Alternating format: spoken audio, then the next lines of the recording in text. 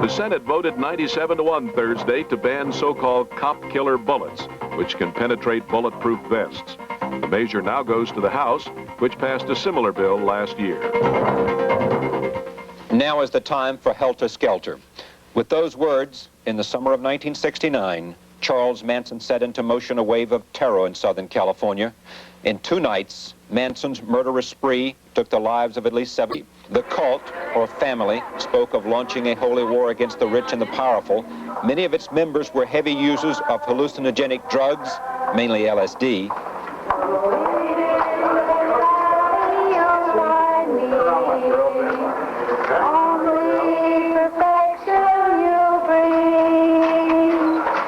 The killings were bizarre and merciless. They triggered a public panic and raised the specter of the Tate LaBianca murders abruptly ended an era that's remembered today for its flower children, Beatles music, and make love, not war slogans.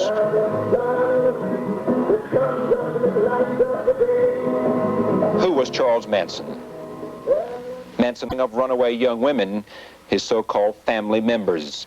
He was described as either a demented messiah, a psychopathic killer, or a man who controlled the minds of weaker followers. Testimony to Roman Polanski, the night of the murders, he planned and ordered the deaths of Sharon Tate and her guests. Americans also learned Manson was born out of wedlock to a 16-year-old prostitute in Cincinnati, Ohio.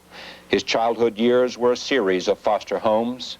By 1969, Manson had served more than half his life in reform schools or prisons. He had been convicted of forgery, homosexual rape, and car theft in the first degree. A trial later that year found him guilty of 2 more counts of murder. Because of a change in state law, the death penalty was commuted to life in prison. Manson is now serving that sentence at San Quentin.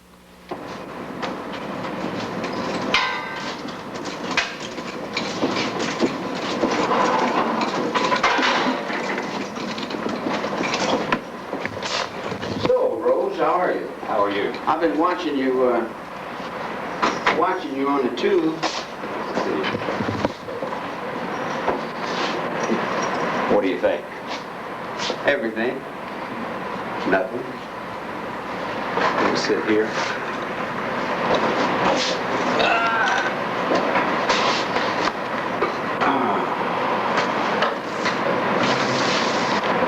How's your day going? Day's going nice. The weather here is much better than the weather in Washington, D.C. We left 4 inches of snow. And I got out here and they said this is record warm temperatures. Yeah, I'm kind of nervous. I've been locked up in the hole a long time. So for me to come out of that cell, it's a whole brand new experience. And what's the prison routine like for you? I sit in my cell 24 hours a day.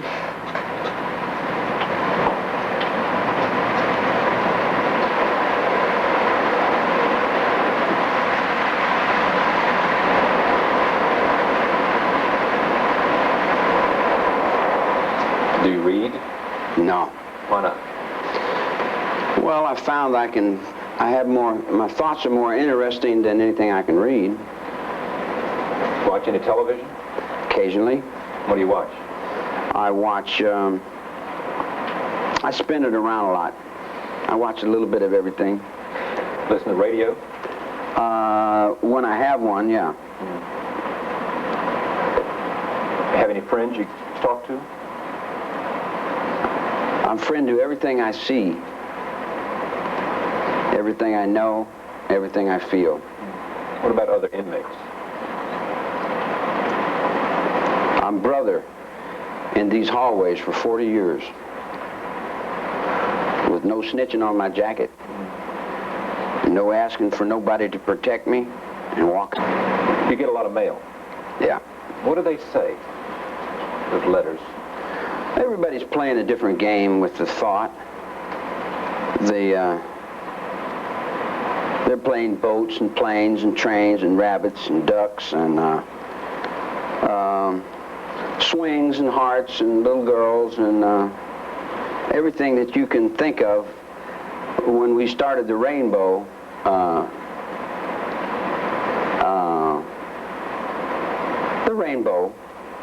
all the thoughts that go with the seed grows up from the ground. Everything that grows starts and grows up. You go down in the earth and this garden grows. It's the same thing with the garden that's in the mind. I want to talk about that, but let me stay with the routine, the facts of your life for a while. What about the scorpions? You make scorpions? I make little things out of string. Where do you send them? Everywhere. Wherever they fit. Does somebody pay you for them? No. Why scorpions? Well, it's not only scorpions. I make all kinds of things, you know. Scorpions is just one of the things that I happen to make. I'm spiritually allied with the scorpion and the wolf. See, spiritualism scares you people because you've got this little stereotype church that you're buying and selling, and you're trying to put God in a building. But God is much bigger than that little church. You know, and spiritualism is a lot more than they put in libraries and books. Yeah, most religious people know that. Yeah. Well, I'm allied with certain awarenesses of the desert, you know. What do you miss most being in that cell? I miss having my music because some egomaniac wants to feel important, and they keep my music away from me. Your music is your guitar. Yeah. Well, they say if they give you a guitar, they got to give everybody a guitar. That's an excuse. That's a total cop-out. I got a big jealous snake I have to deal with every day. A big, inadequate, incompetent, jealous snake that has no mind, that has no soul. Is that a person? It just wound up with money. You could pay him to walk backwards. You buy them and sell them. They're in Wall Street. People wonder, where did Charlie Manson come from? What are your earliest memories? I come from the heart of Bing Crosby, Frank Sinatra. But what does that mean? Tom Mix. Those were the people that you listened to as a child? Yeah, Roosevelt. I come from the hills of Kentucky. I come from hard times, bologna for Sunday dinner. I come from the Depression. You come from not knowing your father? I know my father. My father's all men. Yeah, but your biological father you don't know. Section 8. All the discharged men of the Second World War raised me. Ferguson, all the guys that came back from the war raises all the kids that are locked up in prisons. What about your mother? Mother is the icebox. Yeah. She's the penitentiary. One of my first recollections is walking in Moundsville State Prison, West Virginia. Big gray stone place. And I come to visit my mom. She was doing time there. For what? Strong arm robbery. Trying to make some food, put some food on the table and give me an operation when I was a child. That's true. That was a... Are there happy memories? I don't have that. You don't have that? I don't have that yin and yang that you do. Is that yin yang? Yeah. In other words, you can't make me unhappy. Are sad memories, though, growing up? I don't have all that. Yeah. You do have it. You have an experience. You're an individual, one human being with experiences. When you leave, go get a big rock and set it on a table. Yeah. I'm that rock on the table. Charles Manson has any roots at all, they are in the penal system. He had spent more than 20 years in correctional facilities even before the Tate LaBianca killings. For him, then, the jail cell is the stable home he never knew. Some say his life is a monument to parental neglect and the failure of our prison systems. We talk more of Manson's early years in this part of our interview. When you were 16, you were out on your own, you were making money on your own, yeah, but you were in trouble with the law. Yeah, but you got to realize when I was 16, it's not like people that you would think is 16. Why is that? Well, a person that's raised on the street is 16 years old is generally about 55 in their minds. Because they see so many experiences so quick. You know, they've been through more life and death situations, and they've been through 10 times more than the average person sitting there doing what their mother says, going back and forwards to school. In other words, life is not in a school book. Yeah. Do you want to look back at that early period of your life and before the 60s and say, boy, something went wrong because I got on this track and I was in and out of prison, you know, and I went to foster homes, and then my mother would take me, then I'd go see my grandmother, and then I'd go back and see my mother, and then she would run away, and somehow. Did that shape you? Did it make a difference?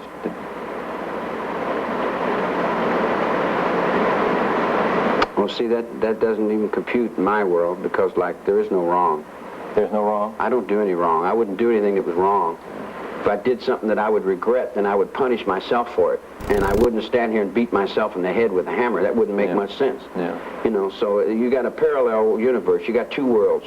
One world, everything is a lie and everything is wrong and you can never do anything right. According to anybody else, I've never done anything right. There's always been someone to say that I wasn't right and I did it wrong. Yeah. But in the world that I live in, I've never made a bad move in my whole life. In the world you have lived in, sure, you would not rewrite any episode, you would not change anything, you do not look back and say, my God, I took a wrong turn there. No. None of it? No. No. Not once? I wouldn't be here if I'd had it. So you got to realize there's no slack in my act. Yeah. I don't have I can't, in other words, you go down to St. Louis, right, and you get off the bus and you're broke. Right. You go to the phone and call moms. Right. I don't. I go to the alley and get a tire iron. And do what? And whatever I got to do to survive, that's what I do. And so what's the difference in you and me then? Because you don't know how to survive. You're weak. You have emotions. You play little games with your mind. You chase your tail. Yeah, but you know, you have said before about your life that you needed love and you needed family, and every man needs. No, you misunderstood. I never said anything like that. You might paraphrase what I said into thinking I said something like that. Everything is love. There's nothing that isn't love. Even the confusion is love in one form or another. It's misguided. Love is a word that we use to supplement for God, or I would rather use the word intelligence. If you're going to use the word love, use the word intelligence, because love is misunderstood in so many different ways and fashions. Do you need to be loved? Loved. I am loved. By whom? I am loved. Are you loved? I am loved. Are you loved? All the way. Okay. I'm around the world with it. Ain't you seen it 15 times? Standing in the fire with it, man. Meaning what? Meaning I'm taking up all the slack for you. I'm carrying you around, Nixon. Yeah. I still got you. Hey, Regan, hey, Ronnie, I didn't tell him that was your gun that shot that guy. I didn't tell him that gun came out of that trailer that came over there. I held my mud on you, Ronnie, old crime partner. Yeah. You dig what I'm saying? In other words, I'm intertwined in your very soul, man. You give me my rights. My father died in the battlefields for my rights. Then I go down to L.A. and some district attorney wants to get rich and make a lot of money. Yeah. He's got something that's selling good. He dumps it over on me. It's okay. Yeah. There's only one poor guy down here. He's nobody. And they overlook the fact that I had already been brother in this penitentiary for 22 years. I speak big in that yard out there. But did they overlook that fact or not? Sure, they overlooked it. Well, how did they overlook it? They took my rights, man. Yeah. You don't take my rights. You'd rumble the graveyard from here to the unknown soldier. But you respect power, and the system works this way. The state has power, and if, in fact, you violate the laws of the state, they have the power. I did for 22 years. That's right. That's why I'm mad. That's why I'm mad. I held that up. When I was a child, I used to be crying and bitching, and the old man said, "You do the crime, boy?" And I'd say, "Yeah." And he said, "Well, shut up and do your time."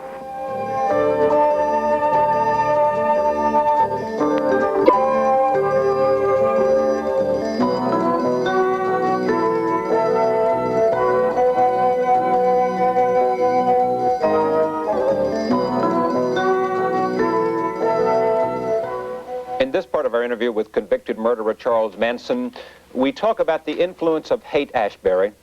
He met the gentle folk there, the hippies at the height of flower power. He started collecting a harem of young, impressionable women. The group later developed into his family, the family that was responsible for the Tate LaBianca murders. All this began to develop when Manson was freed from prison in 1967 and lingered in San Francisco. So when I get back out, and your kids pick me up out of the street and pick me up out of the garbage can, All I want's the little girls. I love them little girls. I'm following them little girls around. I ain't got no thought in my mind about nothing. Right. I'm not trying to stop nobody. I'm playing music. I'm free. It took me 22 years to get out of this hallway. This was Haight-Ashbury, 1967. Yeah. They picked me up. They said, kid, 16-year-old kid. I said, where do you sleep? He says, where I lay down? I said, well, don't you have to have an apartment? He said, no, I sleep in the park. I said, how do you do that? He said, sleeping bag. I said, is that right? What do you eat? He said, food. I said, man, where do you get it? He said, wherever I can. I said, don't you have a job? And he laughed at me. He said, no, I go down to Diggers. Yeah. So I went down and I looked around and I said, hey, this is love here. Yeah. This is love here. The best time of your life. Yeah. It was the only time in my life. I never had no life before that. It's always been in here with these guys, man. It's always been in jail. I never had no life outside. I've been locked up since I was 9 years old, I know, man. but now you're in 1967, you're in Haight-Ashbury in San Francisco. I got out. I'm free. I'm free. You're free. I got better sense than break the law, man. You're not going to break no law. If you break the law, you put yourself in jail. Why did they come to you? Why were they attracted to you? Well, those young girls that you were looking for. All right, here's the thing. In the penitentiary, you learn this. All right. Don't lie. Don't lie, man. If someone catches you in a lie, you leave yourself open to get snuffed. And all your debts. Don't get involved in other people's business. Do your number, do your time. And you learn to stand on your own. So I'm walking, I'm standing on my own. People see me standing on my own. Not too many people in your world can do that. But I don't realize that at that particular time. I don't realize how weak and mindless you people are. See, I'm judging you by the people in here. And you're at Haight-Ashbury, and you meet these young women, young girls, young people, and you're playing a guitar, and everything is happy, and there's a lot of love, and you're not lying to them. You're just singing songs, and they're coming to you. What's going on? What's happening? The world was happening. The war was going on. Yeah. All the children wanted to stop the war. Yeah. They wanted peace on earth. Yeah. And they come to me and they says, and I says, they says, well, we want this, this, and this. And I said, okay. And they said, let's go demonstrate. And I said, no, I'm not going to go demonstrate. I'm not going to go get put in jail. And they said, well, wouldn't you give your love to stop the war? And wouldn't you give your love to save the world? I said, would you give your love to save the world? And they said, yeah. I said, well, how much would you give to save the world? And they said, we would give all. I'll lay my body down. You dig? I give all to save the world. I said, well, if that's you, then you can do that. But I just gave 22 years of my life, and I'm not going back in there for God or nobody else. So if you want to do that, that's your road. What was it like for you? Was there... I passed through Haight-Ashbury. Yeah. I threw my pistol off of that bridge over there. You did? Well, I don't need to shoot anybody, so I threw the pistol over. But this was the best time of your life, you said. You had a family, had people that loved you, a lot of girls you liked. I didn't say, you say, I didn't say people loved me. I'm only asking. I'm only asking. I say the people were loved. That was love. It was happening there. Yeah. That was happening.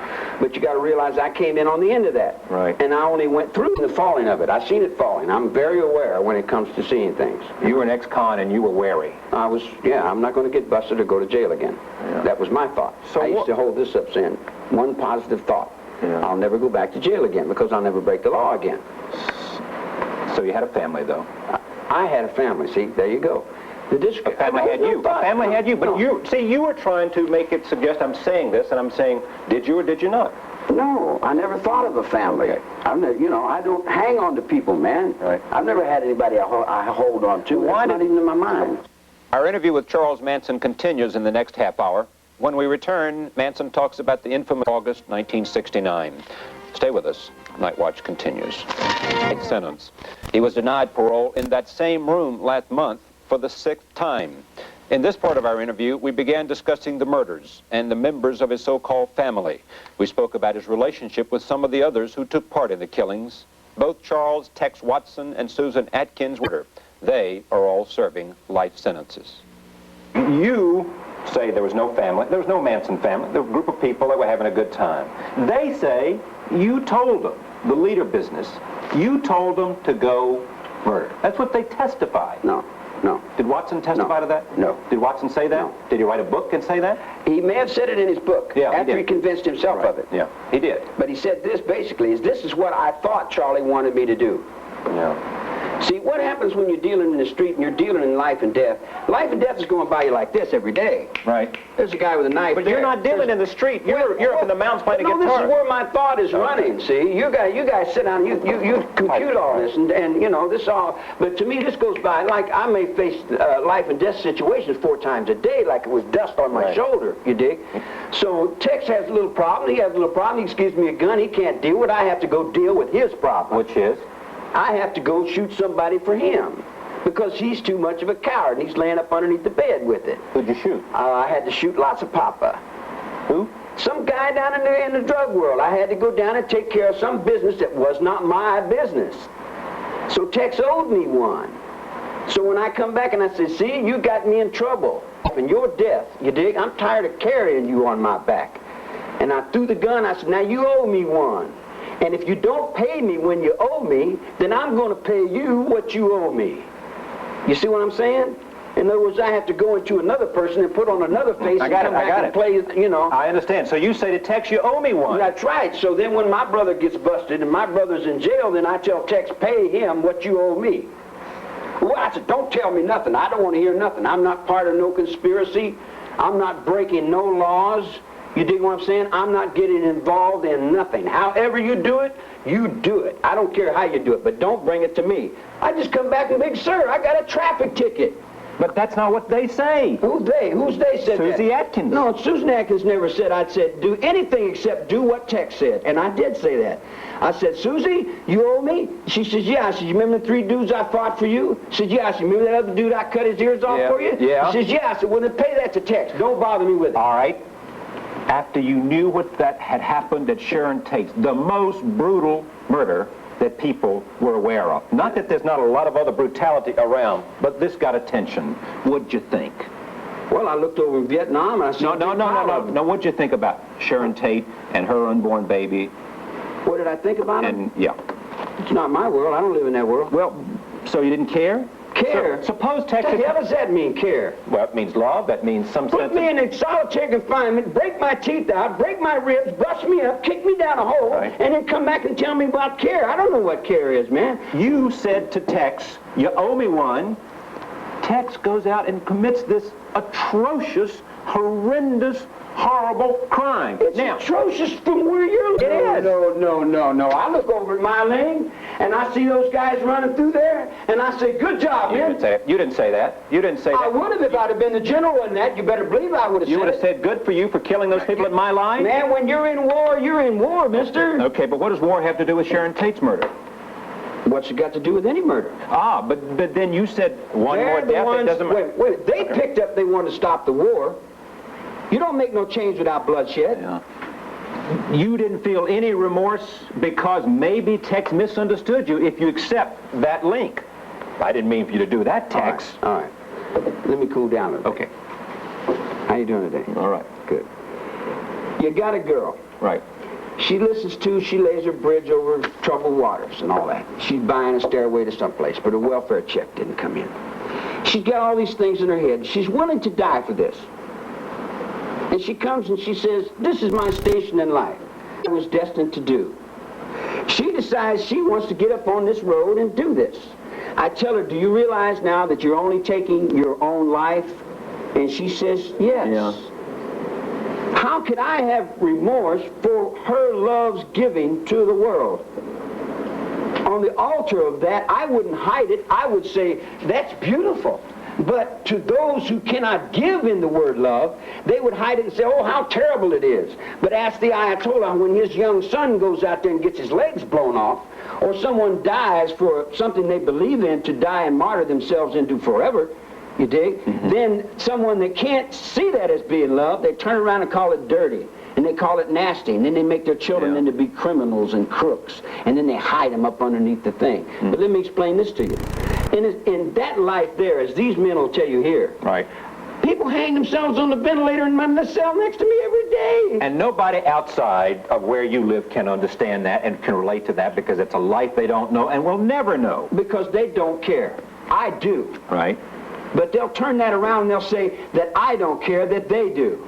And then they'll say, we'll go help the misused children. All right, let me finish that thought. They said, we go help the misused children. I said, well, if you're going to help the abused children, what about these penitentiaries across the country? Aren't they abused children too? Or did you forget those? Charlie Manson then was an abused child. Every man in the penitentiary. Well, but we're not talking about every man. We're talking about you. I mean, so you look now at that life you've lived and you say, man, that was an abused life. And that was a man, you made him into what he became because you beat on him and you pushed him, right? Okay. That's your... So in your world, you could take a slice of a pen and write it on a piece of paper and destroy 200,000 people, and it's okay. Well, not me. Because you don't have to see it. Yeah. It's all right because you don't have, you know. Okay, but was it okay? Was that murder okay because you didn't see it? Murder? There's no murder. There was a murder of Sharon Tate. Come on. There's no murder in the Holy War, man. Was that what? It had nothing to do with it. Was it a holy war? Was Sharon Tate's murder a holy war? The whole thing is a holy war. Wait a minute. Because you want to draw a line and say this is crime and this ain't crime. No, I don't want to draw any lines. I just want to speak about the specific instance of that murder for which you're in this place now. All right. Say what you have to say. I'm asking. Asking what? Was that murder? Was it murder? Sharon Tate? No. More with Charles Manson in just a moment. Stay with us. We continue. But we also explored the link of his family to the era of hippies, peace, love, and flower power. Who is Charlie Manson? Charlie Manson's whoever he's allowed to be, whoever you make out of him, I guess.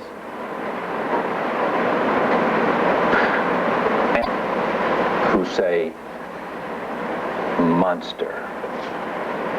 What you see, what you get. But do you like it? Man, they have to live with it. I don't. You live with your judgments. I live with mine. Perception. The most horrible crimes were committed at his direction, and therefore you come back to the man same is a monster. premise. You come back to the same premise. I'm just talking about self-image now. You don't like it? Do you not like it? Do you care about it? The fact that people somehow, there is something called the Manson mystique in the world now. All right. Your name is Sam Smith and you're from Idaho. Now, what's your self-image? You know you're not Sam Smith and you know you're not from Idaho. Right. Well, now, how matter? I can scream and yell and I can tell the whole world you're not Sam Smith. So what are you in your heart then, if you know you're not that? I did not direct nobody to be killed, man. All right. Who told Watson et al. To go commit those murders? The lawyers. Okay, well, we're not going to go anywhere on that. All right. Well, you want me to explain it? It's a simple thing. What is the simple thing? Everybody that's a crook learns this, that you cannot trust a lawyer. Okay. Especially a criminal lawyer. You can't trust them. So you're saying the defense lawyers did it? No, I'm saying if we had a place to go, we wouldn't have to go to violence. But when you got no place to go, and your children can't find a father in your system, and you lay down and you say, can I get some help? And they won't give you no help. And you get stepped on in the face, and then pretty soon you say, well, what can we do here? So violence is the only option we have? Only change. Wait a minute. For that generation, you must realize I am not in that generation, man. But you were part of it. Wait a minute. Right, I got involved in what? You were involved with that generation of young people. No more than anybody else on a street corner. Do you believe the Tate LaBianca murders had anything to do with sort of ending the period of the 60s, creating a...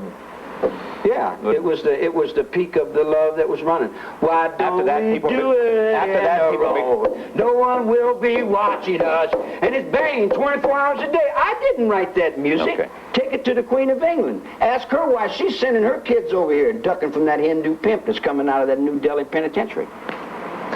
See, there's a lot more in the world than you know about, see? Boy, there's a lot that... Sure there is. Sure there is. Sure there is. What do you say to those people who say Charlie Manson is a psychopath? So, okay, it doesn't bother you. No, there's a whole lot of us nowadays. That he hates people. That he's full of hatred. Right. Yeah, Are you full of hatred? No, as is it. Okay. In other words, I see that human beings aren't worth too much as a whole. That he's schizophrenic.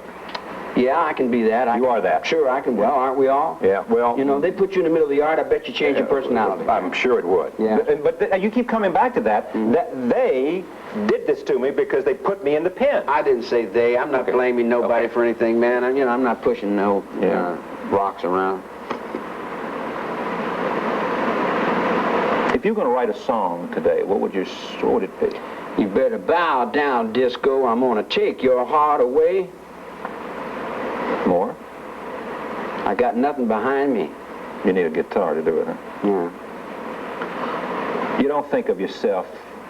I don't think of myself. You're right.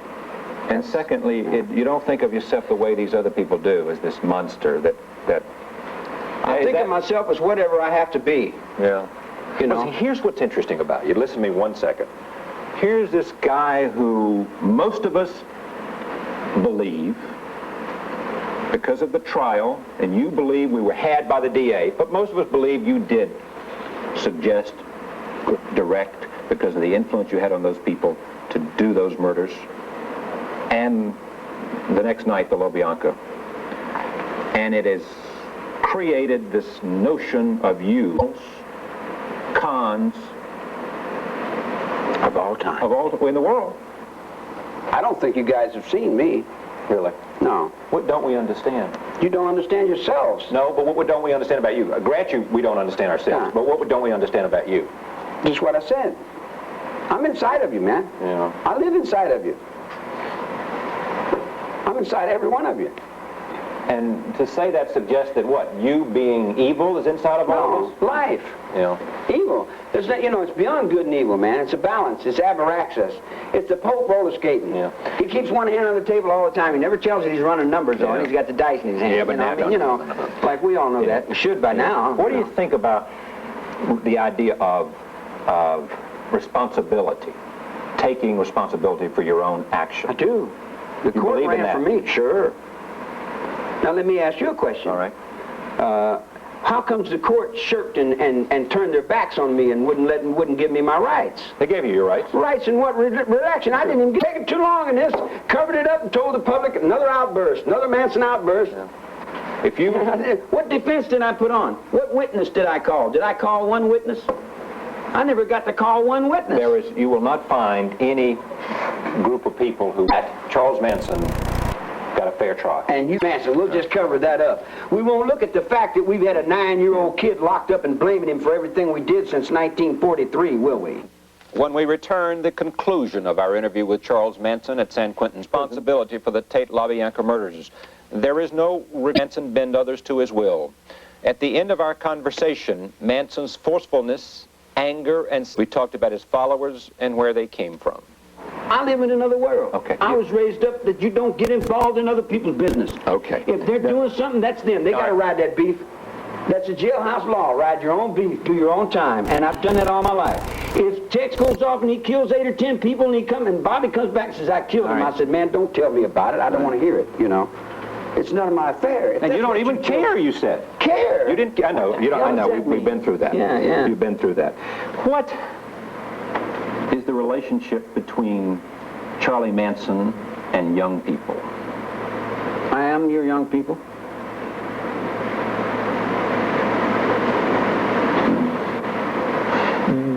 There are people who fear you.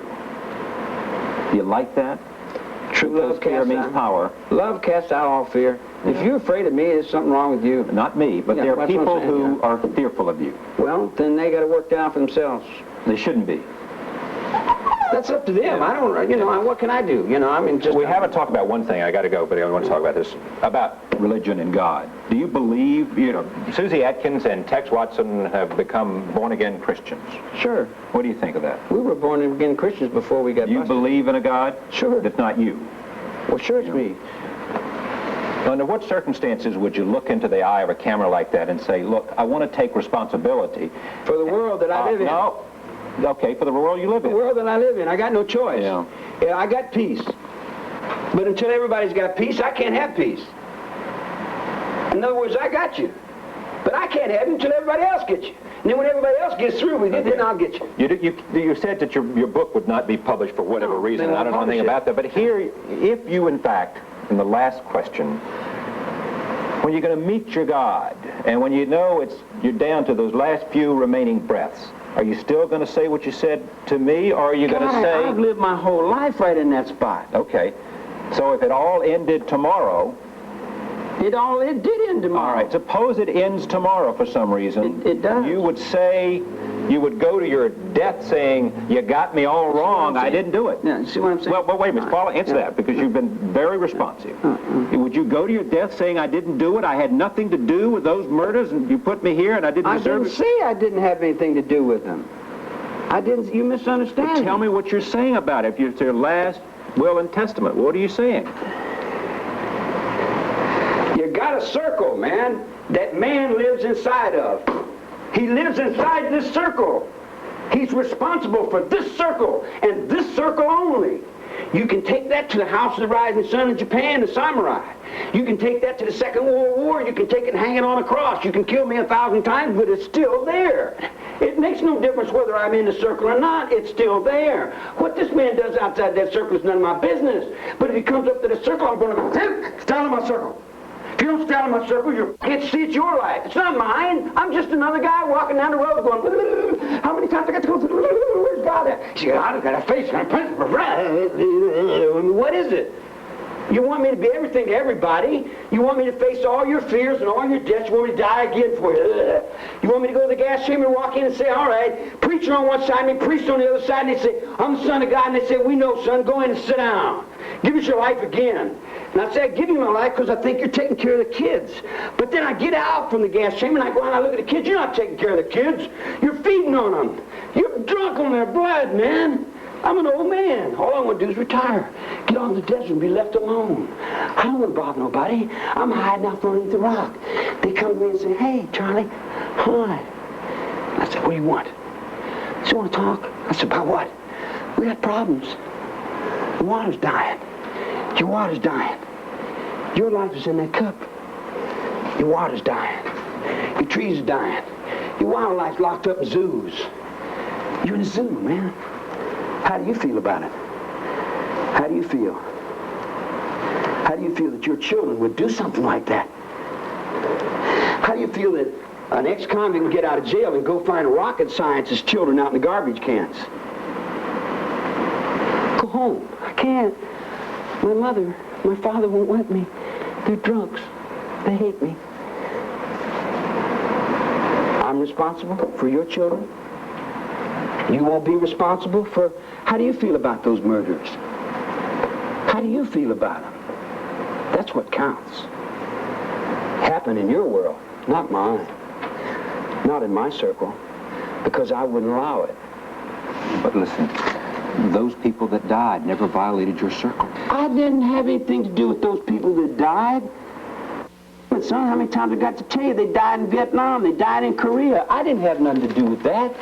I never told nobody, you go over and kill those people out in Oscar. I said like this, be responsible for your own actions, man. Anybody who watches this tape is going to see the things that you have said and hear the things that you have said. And they also are going to say, that man is mentally sick. And what do you say to that? When you take a negative from a picture and you hold it up to the light, you don't see the light, you see the negative. So what you think in your mind as you look at me is how you're judging yourself in the world. This guy here was written down in the scriptures long before I got here. You think you'll ever leave prison? Prison? I left prison in '67. I got out of jail. Yeah, but you're back. Can't you see I'm out, man? Can't you see I'm out? Can't you see I'm free?